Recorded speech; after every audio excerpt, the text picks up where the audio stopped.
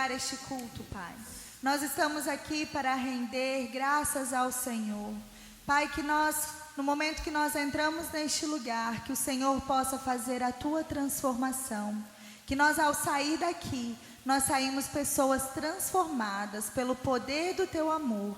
Pai, nós entregamos para Ti este momento, Deus. Coloca, Jesus, as Tuas palavras nos nossos corações. Abra os nossos ouvidos para que nós possamos entender aquilo que o Senhor quer falar aos nossos corações. Em nome de Jesus que nós Te entregamos, Pai. Amém. Amém. Graça e paz. Tudo bem com vocês? Boa noite. Nós acabamos de cantar aqui uma canção que mostra o elo de confiança com o Senhor, entre nós e o Senhor. A palavra do Senhor é a verdade, por isso nós devemos confiar em tudo que vem do nosso Pai. Jeremias 17:7 diz: bendito o homem que confia no Senhor, cuja confiança é o Senhor. Deus nos confiou dons e talentos. Ele confia em nós dons e talentos. Cada um de nós tem pelo menos um dom, aquele que Ele nos confiou, e que nós devemos buscar o melhor dom que está dentro da gente para ajudar na obra do Senhor. Hoje, como é um culto missionário, eu resolvi trazer um exemplo de um personagem bíblico para a gente iniciar esse culto e para a gente poder refletir nesse personagem e na nossa vida. Dar um exemplo aqui. Esse personagem, esse cara se chama Mefibosete. Mefibosete, ele é filho de Jonatas, neto do rei Saul. Mefibosete então carregava ali na veia sangue real, corria sangue real na veia dele. Ele era um príncipe. Só que ele, quando criança, ele teve uma queda. Então ele ficou aleijado das duas pernas. E ele não se considerava um príncipe. Ele tinha ali uma ausência de mobilidade. Ele não conseguia se mobilizar. Então por isso, ele não via mais nele dons e talentos, aqueles que o Senhor colocou, aquilo que era a herança dele. Ele era um príncipe, mas ele não se via como príncipe. Ele não conseguia enxergar nele dons e talentos que ele tinha. E ele foi levado, quando criança, pela babá dele para uma cidade chamada Lodebar. Lodebar era a cidade do esquecimento. Lodebar significava cidade do esquecimento. E nós somos filhos e filhas do rei. O que nós temos dentro da gente? Qual que é a nossa herança? Nós temos o DNA do rei. Nós temos o DNA do nosso Pai Celestial. Às vezes, tem algo, pode ter alguma pessoa aqui que tem ausência de alguma coisa que está deixando você não ver em você o seu dom e o seu talento, aquele que Deus te confiou. Às vezes por uma enfermidade, às vezes por uma causa, uma ausência, como no caso de Mefibosete, ele tinha ausência de mobilidade, então ele já não se enxergava mais. Às vezes você está aqui no seu coração, tem uma ausência na sua vida, e com isso você não enxerga mais o dom e o talento que Deus te deu. Por isso nessa noite Deus quer falar para você que nós precisamos nos enxergar. Nós temos dons e talentos, e esse dom e talento não pode ficar no lugar do esquecimento. Nós precisamos acordar e se enxergar. O que Deus me confiou? O que foi me confiado para eu poder trabalhar na obra do Senhor? Que eu preciso me enxergar, abrir meus olhos e não deixar cair no esquecimento. Por isso neste momento eu queria convidar para que nós tivéssemos um tempo a sós com o Senhor, e que nesse tempo nós podemos afirmar para o Senhor a nossa identidade, afirmar para o Senhor o que nós somos, qual é o meu dom, o meu talento. Se você nessa noite ainda não se enxergou, ainda não sabe qual é o seu dom e o seu talento, nesse momento peça para Ele te ajudar a enxergar em você, ajudar a exercer esse dom que o Senhor te confiou. porque esse chamado o Senhor quer cumprir na sua vida, na minha e na sua vida. Vamos aproveitar este momento, vamos ter esse tempo a sós com o Senhor e exerça isso. Peça para Ele te ajudar.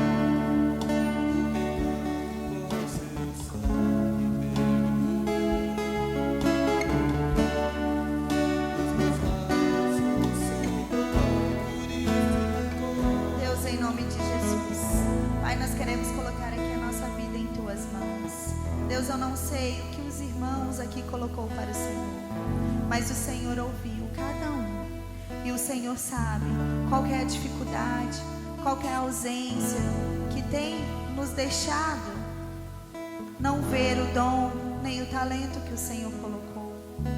Aquela angústia, às vezes um turbilhão de coisas que tem passado nas nossas vidas, que a gente deixa esse dom e esse talento cair no esquecimento. Pai, que o Senhor possa nos mostrar, possa nos dar a motivação para trabalhar na sua obra, para ser um missionário, para ser uma missionária do Senhor, que possa cumprir o teu chamado na nossa vida, Jesus. Em nome de Jesus nós entregamos para ti. Irmãos, eu convido vocês a ficarem em pé neste momento. Nós cantamos esse louvor no início. É uma canção muito linda que fala: eis-me aqui, Senhor, estou disposto a trabalhar para o Senhor. E nós vamos colocar ali na projeção a letra ali, para que a gente possa cantar todos juntos, cantar uma parte dela, falando para o Senhor que você está disposto, que você enxergou o seu dom nessa noite, e você está disposto porque você confia plenamente no Senhor. Mostra que você confia. Deus quer fazer o máximo na sua vida. Deus quer fazer o melhor para você. Em nome de Jesus, vamos cantar este louvor.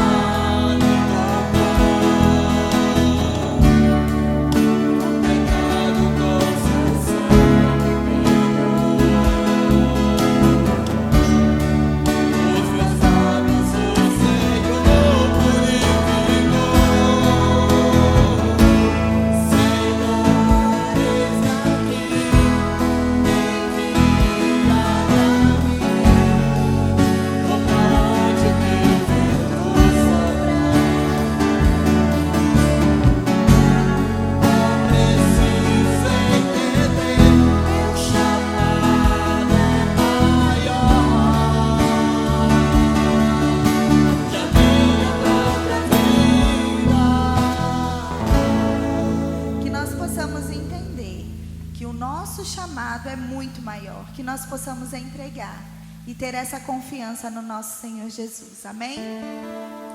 Graças a Deus. Fecha os teus olhos mais uma vez. Espírito Santo do Senhor, manifesta o teu poder nessa noite, neste lugar. Contempla a presença presença do Espírito Santo. Sinta Ele aí, falando contigo nessa noite. Eu não sei como que você chegou, mas como um missionário, como uma missionária, é necessário que eu e você nós possamos dar o livre acesso para que o Espírito Santo fale conosco e que nós possamos ser cheios da graça, do poder, da unção do Senhor sobre as nossas vidas e possamos cantar um cântico de vitória, porque aquele que tem o privilégio de estar neste lugar, ele pode cantar um cântico de vitória, ele pode cantar um cântico de alegria, ele pode dizer: Senhor, olha que oportunidade que eu tenho de vir aqui me fortalecer, porque eu sou um missionário e porque eu sou uma missionária do Senhor. E como missionário e missionária, eu quero convidar você para que nós estejamos orando pela paz mundial. Comece a interceder para que o Senhor venha interferir naqueles lugares onde estão tendo conflitos e que muitas pessoas estão tendo as suas vidas ceifadas. Que você possa interceder, que você possa fazer com que a tua oração suba ao trono da graça, que assim como Ezequias orou e Deus prolongou seus dias, você possa entender que a tua oração tem poder para parar uma guerra, sim. Fala com o Senhor. Fala com o Senhor, abre a tua boca, fala com Ele. Aproveita essa oportunidade. Talvez como missionário hoje nós só temos a oportunidade de interceder pela vida das pessoas. Talvez como missionários nós não vamos estar lá no campo agora, mas nós estamos tendo a oportunidade de interceder. Interceda pela paz. Fale com o Senhor.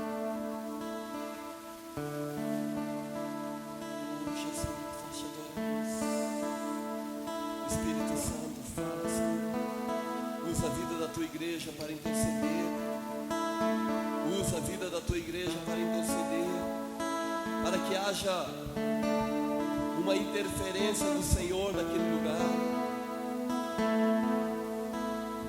Usa a tua igreja, Deus, para que ela possa abrir a boca, para que ela possa, Senhor, interceder, para que ela possa, Senhor, entender que a oração tem poder para mudar a história de nações, em nome de Jesus.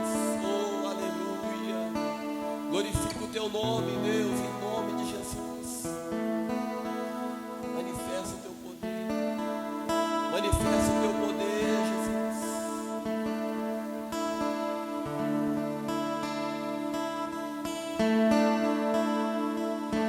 Oh, Jesus.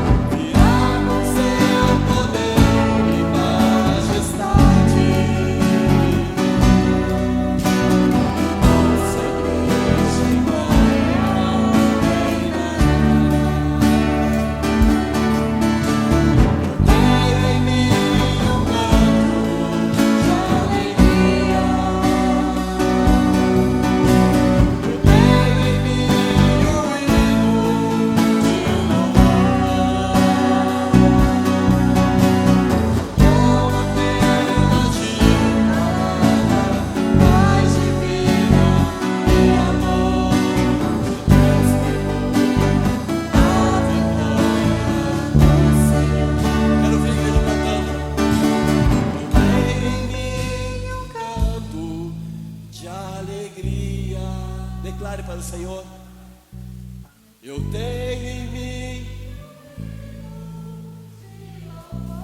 oh Jesus, não apenas de palavra, não apenas de palavra, mas de vida e amor, que testemunha a vitória do Senhor.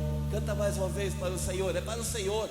Diga para Ele assim: eu tenho em mim um canto de alegria, oh Deus, eu tenho em mim um hino de louvor.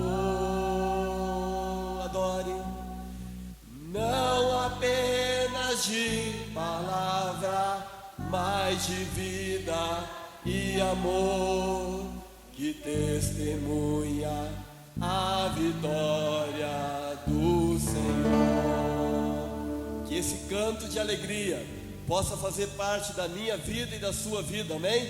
Você pode cantar com alegria porque o Senhor Jesus habita em você, amém? Nós aprendemos hoje pela manhã que nós temos a salvação, nós temos o Espírito Santo, então nós temos motivos de sobra para poder cantarmos ao Senhor, porque tudo que Jesus conquistou é direito meu e é direito seu, é herança nossa, amém? Vamos cantar com muita fé dizendo assim: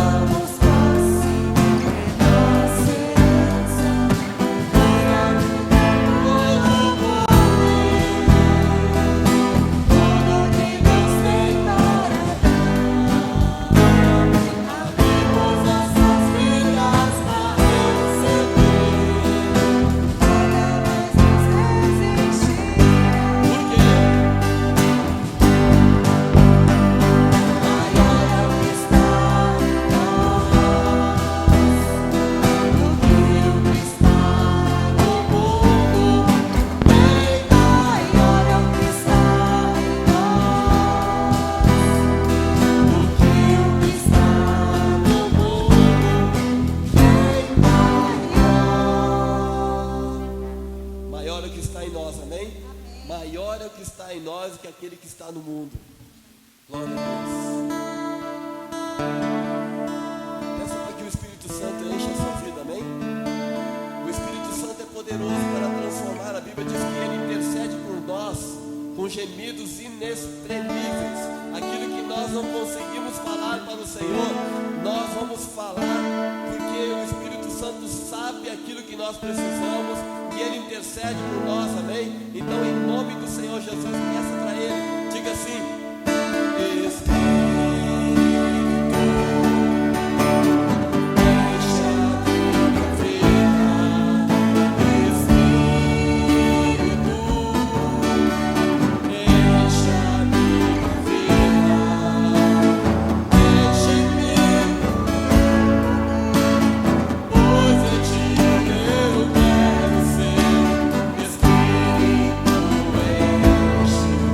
Espírito, mais uma vez.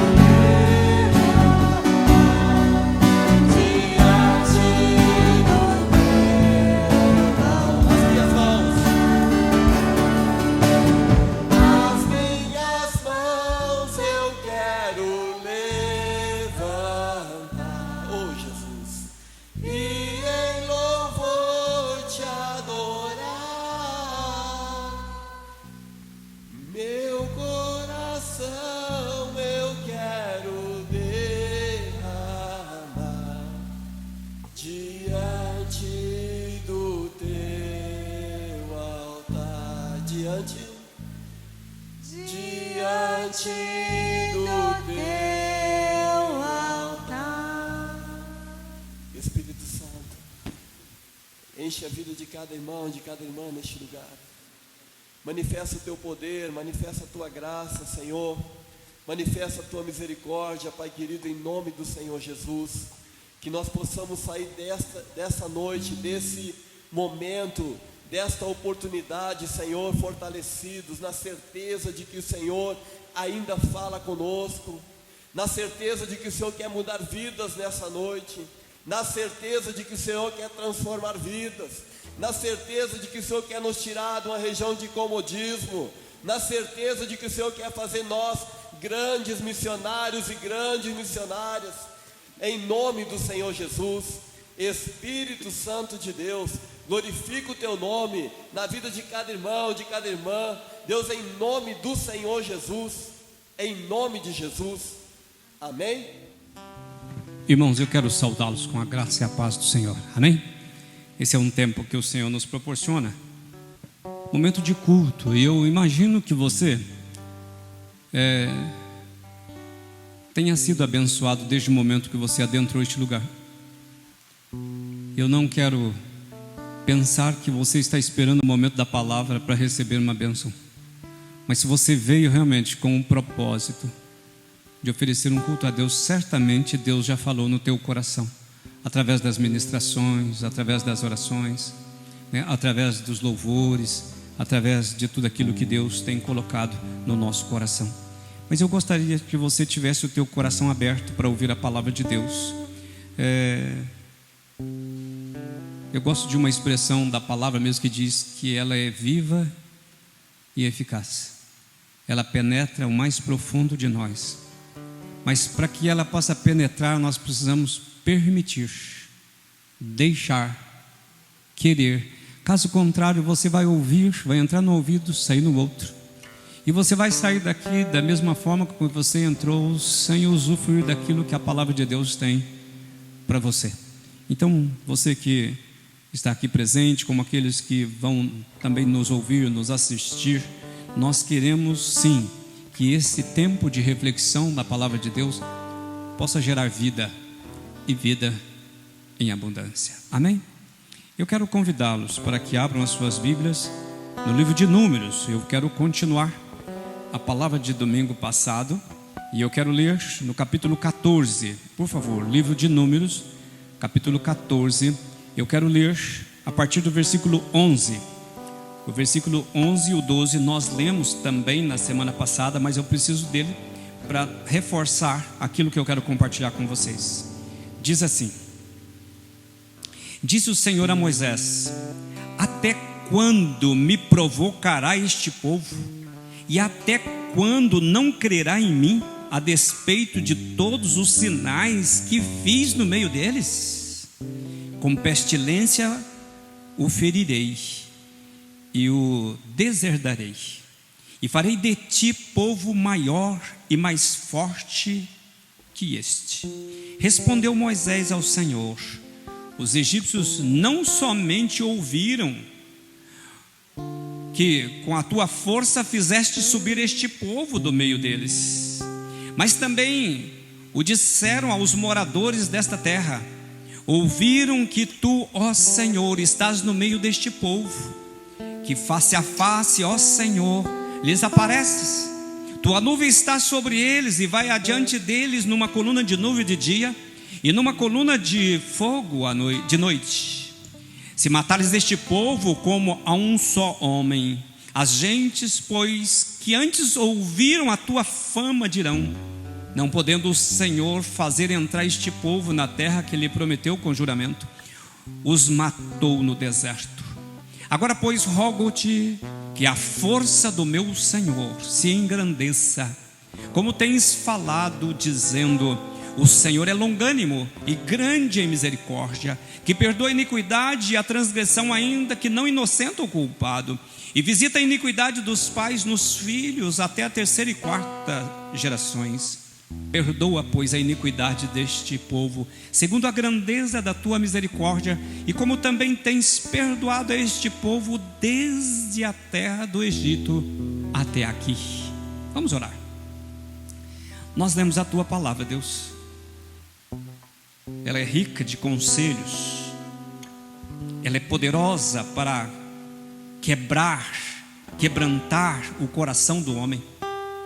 Ó Deus, e a tua palavra, ela dá norte, dá direção, porque ela é poder, é o poder de Deus. E nós queremos, Deus, que neste momento de reflexão da palavra, que o Senhor possa encontrar corações abertos, corações disponíveis, e que a tua palavra possa cair nos corações como uma semente boa, e que essa semente boa possa nascer, crescer e frutificar. Pai, essa é a minha oração, é o meu desejo. Eu oro em nome de Jesus e para a glória do nome de Jesus. Amém. Irmãos, durante o mês de fevereiro, o meu propósito foi trazer uma palavra no sentido de nos ajudar, nos fazer pensar, refletir na importância de viver uma vida cristã frutífera, que cresce. A gente não contentar, irmãos, em nome de Jesus, nós não podemos contentar com a religiosidade. Eu vou domingo à noite para cumprir obrigação, saio dali, eu esqueci, aliás, eu nem ouvi, eu nem entendi, nem fiz questão de entender o que estava falando.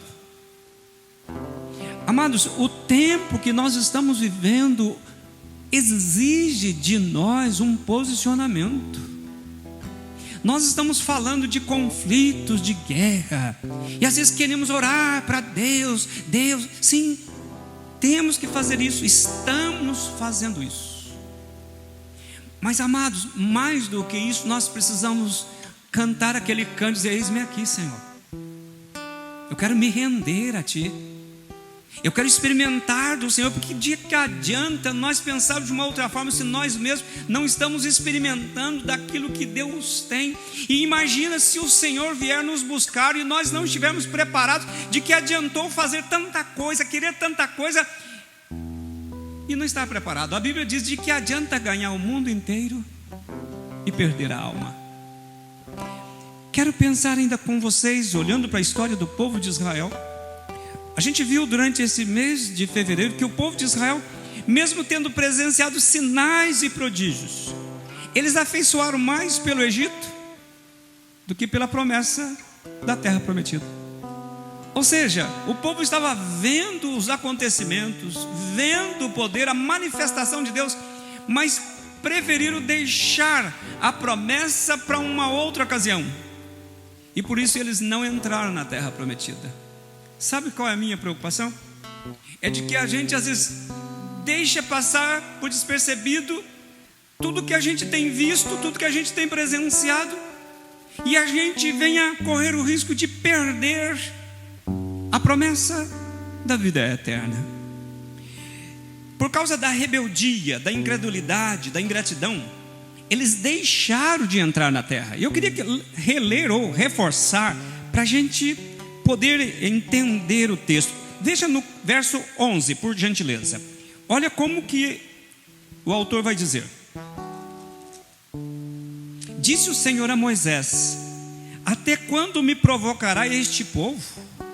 E até quando não crerá em mim a despeito de todos os sinais que fiz no meio deles? Ou seja, até quando esse povo vai ser rebelde? Até quando eles vão ver tudo que está acontecendo ao seu redor e vai continuar incrédulo, com coração duro? Veja o verso 12: com pestilência o ferirei e o deserdarei, e farei de ti um povo maior e mais forte do que este. Deus falando para Moisés: eu vou destruir esse povo, e eu vou fazer de você um povo maior e um povo mais forte. Mas veja ainda o 21, por favor. Porém, tão certo como eu vivo, e como toda a terra se encherá da glória do Senhor, nenhum dos homens que, tendo visto a minha glória e os prodígios que fiz no Egito e no deserto. Todavia, me puseram à prova já 10 vezes, e não obedeceram a minha voz. Nenhum deles verá a terra que com juramento prometia a seus pais. Sim, nenhum daqueles que me desprezaram haverá. Ou seja, aquele povo, mesmo vendo, eles colocavam Deus à prova, eles desprezavam a promessa, e Deus diz: olha, vocês não vão entrar na terra prometida. Pensa que prejuízo foi para este povo que ao longo dos 40 anos morreram no deserto. Deus desistiu do povo e Deus propôs fazer um novo povo através de Moisés. Mas um fato interessante, se você der uma olhada no verso 19 do capítulo 14, diz assim: olha a oração de Moisés: perdoa, pois, a iniquidade deste povo, segundo a grandeza da tua misericórdia, e como também tens perdoado a este povo desde a terra do Egito até aqui. Deus disse: eu vou destruir esse povo. Moisés intercede por eles, fala: Deus, não destrua este povo, perdoa-lhes o pecado deles. E eu quero que você fique atento, porque eu quero ler um outro texto para nos ajudar. Se a gente olhar para um outro texto, lá em Deuteronômio, eu quero apenas que você ouça agora, para você não se preocupar em abrir a sua Bíblia e em procurar. Mas nós temos uma história no livro de Deuteronômio, e que todos vocês conhecem. Moisés havia subido no monte para orar, e como ele demorava muito, o povo decidiu por fazer um bezerro de ouro, construir um Deus para si. E eles construíram e disseram a eles assim, para o povo de Israel: eis o teu Deus. E aquele ídolo eles construíram para que os levassem de volta para o Egito. Enquanto Moisés estava orando por eles, falando com Deus, o povo estava construindo o bezerro de ouro. E diz o texto que a ira do Senhor se manifestou sobre aquele povo novamente, se acendeu contra eles, e Moisés novamente intercedeu por este povo. E eu quero ler em Deuteronômio 32, 9 e 10. Veja como que vai ser. Deus vai dizer assim para Moisés: disse mais o Senhor a Moisés: tenho visto este povo, e eis que é povo de dura cerviz. Agora, pois, deixa-me, para que se acenda contra ele o meu furor, e eu os consuma, e de ti farei uma grande nação. Por um segundo momento, Deus está irado com o povo, dizendo: saia da frente, Moisés, porque eu vou tocar fogo neste povo e eu vou destruir. É mais ou menos isso que a gente precisa pensar. Olha como que o texto vai dizer: tenho visto este povo, e eis que é povo de dura cerviz. Sabe o que quer dizer isto? Dura cerviz é quando o camarada não consegue dobrar, se inclinar. Em outras palavras, este povo é um povo que não se rende, não se dobra, não se humilha. É um povo é soberbo, e que não tem o coração aberto para aprender e ouvir. Isto é povo de dura cerviz. Mas veja, no verso 32 diz assim, olha como que acontece no verso 32: agora, pois, perdoa-lhe o pecado, ou senão, risca-me, peço-te, do livro que escreveste. Sabe o que Moisés estava querendo dizer? Senhor, traga o teu perdão para este povo. Este povo é pecador, mas é o teu povo, Deus. É pecador, mas é a tua gente. E eu peço que o Senhor perdoe o pecado dele. Então o Senhor risca o meu nome do teu livro. É como se Moisés estivesse dizendo o seguinte: se o Senhor não for capaz de perdoar essa gente, eu peço que o Senhor me mate primeiro. Eu quero ser o primeiro a morrer. É como se Moisés estivesse dizendo o seguinte: Se o Senhor quer matá-los porque é um povo pecador, eu também sou pecador, eu também mereço morrer. Ele se fez pecador como os demais, e dizendo: se o Senhor não for capaz de perdoá-lo, mata a mim primeiro, porque eu quero ser o primeiro a morrer. Eu quero que você pense comigo. Essa expressão de Moisés, ela pode representar um privilégio, mas também um desafio. O privilégio de você ser um intercessor, o privilégio de você se colocar na brecha dos outros, mas também é um desafio, porque nós acostumamos orar pelas pessoas boas, pelas pessoas que nós gostamos, ou ocasionalmente a gente ora de forma, sem conhecer as pessoas. O nosso desafio é orar pelo homem independente da sua condição, orar para que Deus use de misericórdia e traga a eles a salvação em Cristo Jesus. Eu quero destacar 3 pontos nessas 2 leituras que eu fiz, para que a gente possa então fazer uma reflexão. Primeiro ponto que eu quero destacar: o pecado, ele separa o homem de Deus.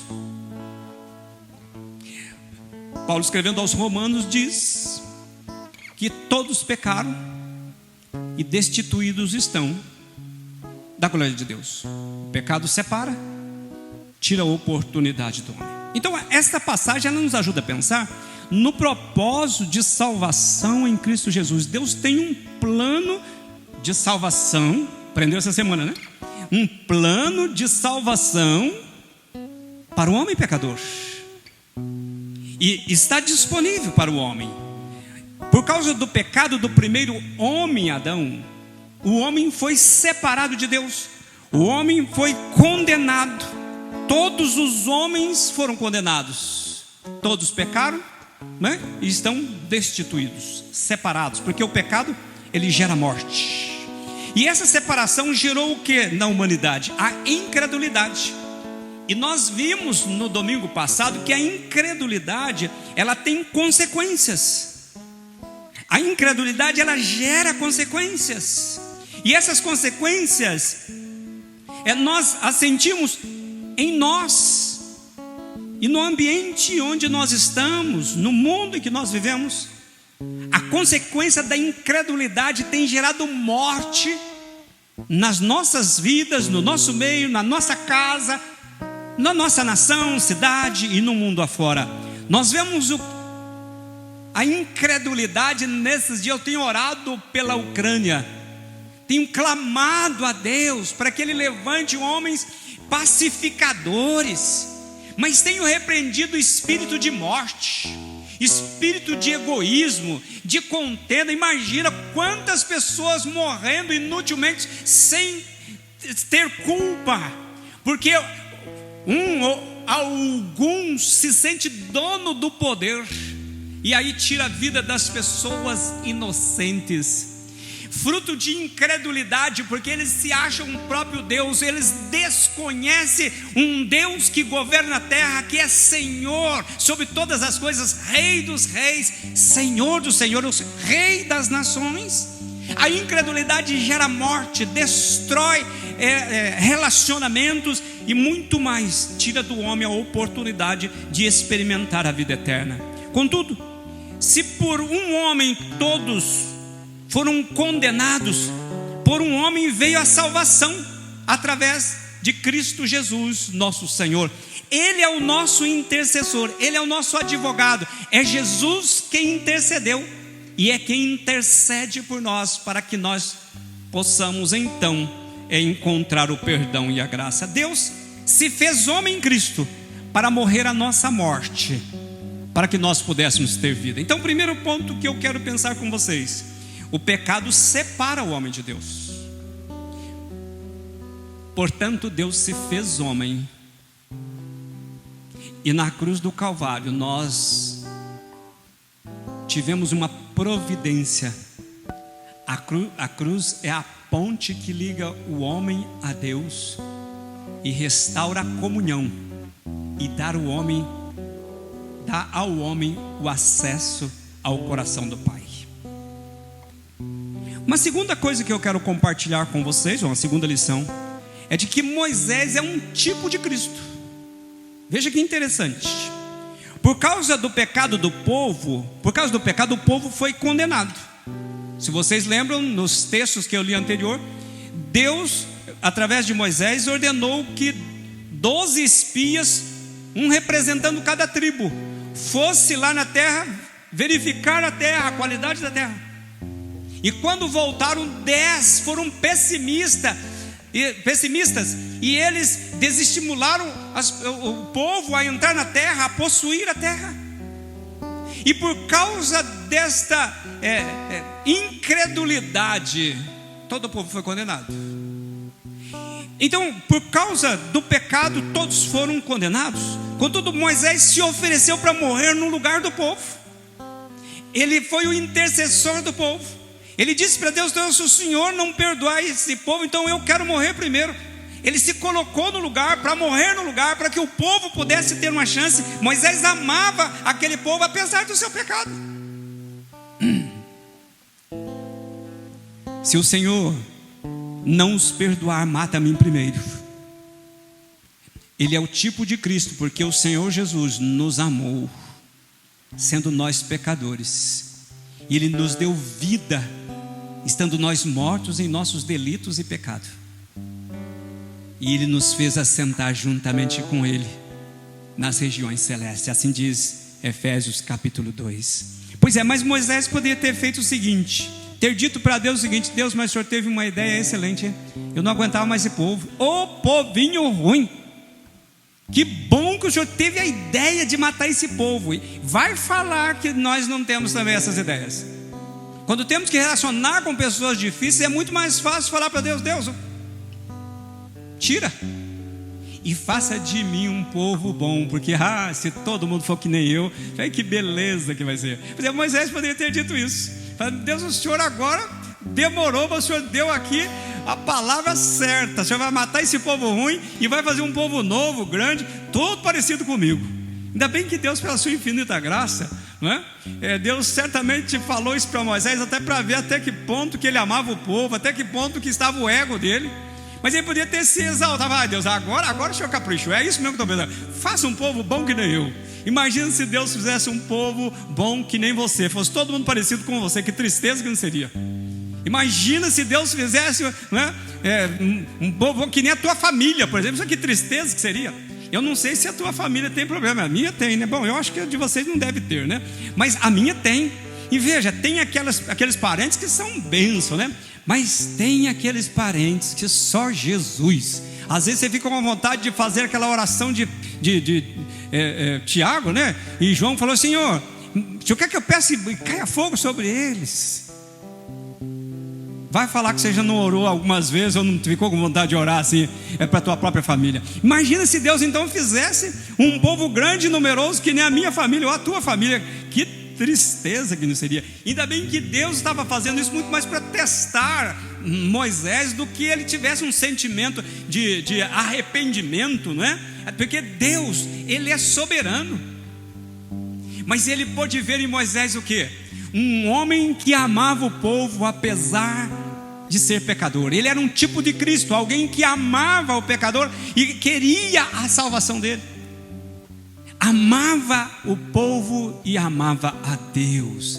Moisés, ele poderia ter tido aproveitado essa oportunidade, mas ele preferiu o perdão e a salvação do povo. Ele desejou que o povo usufruísse do melhor da terra. Veja, foi exatamente o que Jesus fez. Ele deixou a sua glória para vir a este mundo e morrer no meu lugar, morrer a minha morte. Ele morreu a minha morte. Você já imaginou que privilégio é isso? Talvez você nunca tenha pensado, ou talvez você não leve a sério quando eu digo isso. Ele morreu a tua morte. Você deveria morrer na cruz, mas Ele morreu no seu lugar, no meu lugar. Ele morreu para me trazer vida, para me trazer perdão e me trazer salvação. Terceira lição que eu quero compartilhar com vocês desse texto ainda é de que o plano de salvação continua em vigor. Todo o propósito de Deus de salvar o homem pecador continua de pé. Deus continua desejoso em salvar o homem pecador.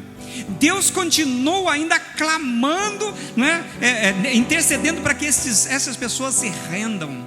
E Deus continua clamando para que eu e você tenha coragem de proclamar essa salvação. Deus continua com um firme propósito de salvar o homem e deseja usar a mim e você. Ele quer que a gente dê atenção no chamado, da grande comissão de ir e fazer discípulos de todas as nações. Ele deseja que eu e você saia da redoma, da nossa religiosidade, e a gente comece a pensar que ao redor de nós tem muitas pessoas precisando da salvação em Cristo Jesus. Eu quero refletir um pouco nessa terceira lição. Pense comigo. Há muita gente precisando de salvação. E eu quero até continuar a minha história da Raquel. Viu, Raquel? Semana passada eu falei da Raquel, né? Foi parado sem parar, deu um zebra lá naquele processo lá, e baixou a cancela, e aí eu fiquei lá. E veio a senhora chamada Raquel, e eu pude ministrar sobre ela. Lembra disso? Essa semana eu tive que voltar em Piracicaba. E quando eu estava voltando de lá, quem que estava na guarita do pedágio? A Raquel. E eu olhei: Raquel, você não está lembrando de mim por causa de máscara, né? Aí você lembra que na semana passada eu parei e eu trouxe uma bênção para você. Ela fez assim: lembra-se, mas se você souber o quanto aquilo fez bem para mim, você não sabe quantos problemas eu tenho, você não sabe quantas lutas eu tenho, e o quanto eu estava precisando daquilo. E eu fiquei pensando como Deus é maravilhoso. Eu nunca imaginava poder encontrá-la novamente. E eu pude dizer para ela: olha, eu tenho orado por você, e Deus vai te alcançar com a sua misericórdia.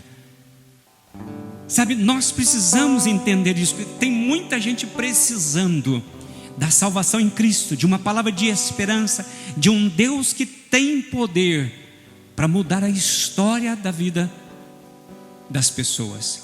Pense uma outra coisa: há muitos religiosos sem Deus. Vocês se lembram que eu falei da história de Abinadab? 20 anos com a arca, a presença da arca na casa dele, e ele não foi abençoado, e ele não abençoou. E eu fico preocupado que há muitos religiosos hoje sem Deus. Eles vivem de uma formalidade. Se você questioná-lo sobre o dia que ele tomou a decisão ao lado de Jesus, se você perguntar como é que foi o dia que você entregou a tua vida a Jesus, o que mudou na tua vida, como é que você cresceu na vida espiritual, a única coisa que ele vai saber, ele vai dizer que nasceu na igreja, que ele veio para a igreja, ele vai contar um monte de história que ele fez, que ele trabalhou na cozinha, que ele foi ajudar o irmão do Gideão. Ele conta um monte de história, mas ele não sabe dizer o dia que ele realmente teve um toque especial de Deus, ele entregou a vida dele para Jesus, e a partir daquele dia a vida dele nunca mais foi a mesma. Pois é, nós temos muitos crentes precisando de salvação, porque eles são religiosos, mas não conhecem a Jesus. Eles estão com a presença, com a arca da aliança na casa deles, mas nunca experimentaram a presença de Deus. Mas tem mais: há muita gente que ainda não tem a certeza da salvação, e que apenas são frequentadores de igreja, mas que não têm certeza, eles têm dúvida. A palavra de Deus não faz parte da vida deles, a vida de oração não faz parte da vida deles, e consequentemente eles têm dúvida. Nós aprendemos hoje na escola de cal, né? Nossa irmã MD, né? Trouxe uma aula maravilhosa sobre a certeza da salvação. Amados, um tema simples, que aparentemente todos nós deveríamos saber viver isso com uma certa tranquilidade, mas infelizmente muita gente não tem certeza da salvação, não sabe por que é que ele pode ter certeza da salvação. Mas tem mais que eu ainda quero compartilhar com vocês. Há muitos crentes infrutíferos que não crescem e não quer crescer. Preste atenção nisso. Não cresce, não quer crescer, não faz nada para crescer, porque estão contentes na zona de conforto. Por que eu vou querer crescer? Para que eu vou querer mudar de vida para eu sair da minha zona de conforto? Eu prefiro continuar desse jeito, porque não me dá trabalho. Há muitos crentes egoístas sofrendo sem experimentar do melhor que Deus tem. Há muitos crentes satisfeitos com a salvação, sem se incomodar com os perdidos ao seu redor. Eu quero então terminar essa palavra dizendo o seguinte: é tempo de questionarmos nosso pecado de omissão. Às vezes falamos tanto do pecado que nós cometemos. Eu quero deixar agora um alerta para os pecados que talvez a gente não faça, ou o pecado que a gente comete por não fazer. E a palavra de Deus diz que se eu sei o que devo fazer e não faço, nisso eu estou pecando. Eu quero perguntar para você: você tem consciência da tua tarefa missionária? Você tem feito a tarefa missionária? E se você não fez, ou não faz, ou ignora, nisso está pecando. Porque Deus em Cristo Jesus diz o seguinte: eu vos designei para que vades e deis fruto, e o vosso fruto permaneça. É tempo de questionarmos. Quem um dia teve um encontro real com Jesus recebeu dele a tarefa do id. E veja, em Mateus 24, capítulo 14, diz que o Senhor Jesus vai voltar quando o evangelho for pregado a toda criatura. Para que ele volte, nós precisamos pregar o evangelho. Nós devemos e precisamos amar a volta de Jesus, a ponto de querer que vidas conheçam o evangelho. Se a nossa crença não é só material, cabe a nós uma reação.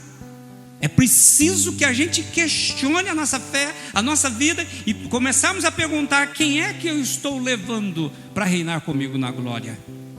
Precisamos nos preparar para o nosso encontro com o Senhor, mas também nós precisamos querer que outras pessoas possam usufruir da eternidade conosco. A eternidade não é para pessoas egoístas que chegam lá e falam: ai, graças a Deus eu entrei no céu, não sei dos outros, mas eu entrei. Pois é, no céu não tem espaço para isso. Falamos de manhã que Deus não faz acepção de pessoas. Por isso que a salvação é de graça, é para todo mundo. Todo aquele que vier a mim, de maneira nenhuma lançarei fora. E eu vou terminar usando aqui uma expressão de um autor chamado Rick Warren. É escritor de vários livros, mas está no livro Uma Vida com Propósito. E ele usa uma expressão que eu quero compartilhar para concluir. Ele diz o seguinte: que quando o Senhor voltar, nós teremos que responder duas perguntas. A primeira pergunta que nós vamos ter que responder para Jesus quando ele voltar é o seguinte: o que é que você fez com tudo que eu te dei? Vida, saúde, oportunidade, trabalho, família, dons, talentos, recursos, bens. Pensa quanta coisa Deus tem nos dado. Mais do que a gente precisa, mais do que a gente merece. E nós vamos ter que responder para Jesus: o que é que nós fizemos com todos os dons, talentos que Ele nos deu, com tudo que Ele colocou em nossas mãos, com todas as oportunidades que Ele colocou? O que é que eu fiz? Ele vai dizer para mim e para você: o que é que você fez com tudo que eu coloquei nas tuas mãos? A pergunta que eu te faço é o seguinte: que resposta você tem para dar para Jesus? Mas nós teremos que responder uma segunda pergunta: o que é que você fez com meu filho Jesus Cristo? Eu mandei meu filho Ele morreu no Calvário por você, pelo teu pecado. Eu dei o melhor de mim, eu dei a minha vida por você. O que é que você fez com meu filho Jesus Cristo? Termino. Se nós teremos esse encontro com o Senhor e teremos que dar respostas ao Senhor, nós precisamos de uma reação enquanto é tempo. A gente canta um hino na igreja, quer dizer, faz tempo que a gente não canta, né? Mas que diz assim: meu amigo, hoje tu tens a escolha, vida ou morte, qual vais aceitar? Amanhã pode ser muito tarde. Hoje Cristo te quer libertar. Sabe, eu penso que deixar para reagir amanhã pode ser tarde. Nós vamos ter uma reação hoje. Nós precisamos perguntar, não é? O que é que Deus tem para nós? A gente aprendeu na escola dominical hoje, é de que nós podemos sim ter essa certeza da salvação, mas ter a certeza nos desafia a repartir dela e compartilhar dela. Se nós temos, nós devemos compartilhar. Deus mandou o seu Filho a este mundo para morrer no nosso lugar, para nos fazer fazedores de discípulos e discípulas. Todo aquele que um dia teve encontro com Jesus recebeu dele uma tarefa: ide por todo mundo e pregar o Evangelho a toda criatura. Eu gostaria de que você curvasse a sua fronte. Eu quero convidar você a orar um pouquinho.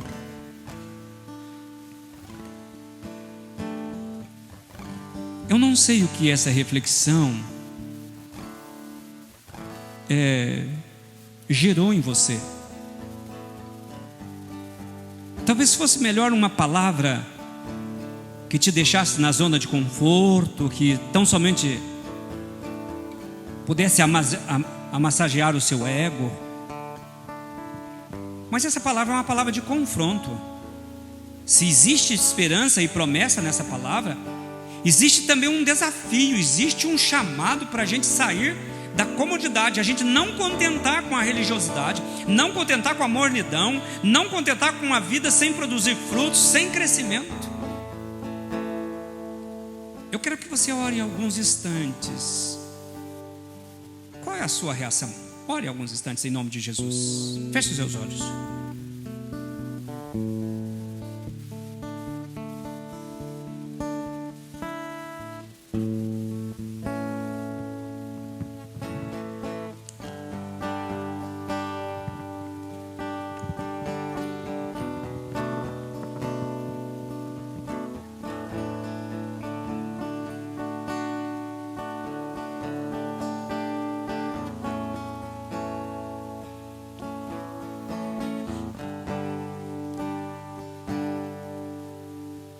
Eu não sei como você está se apresentando a Jesus,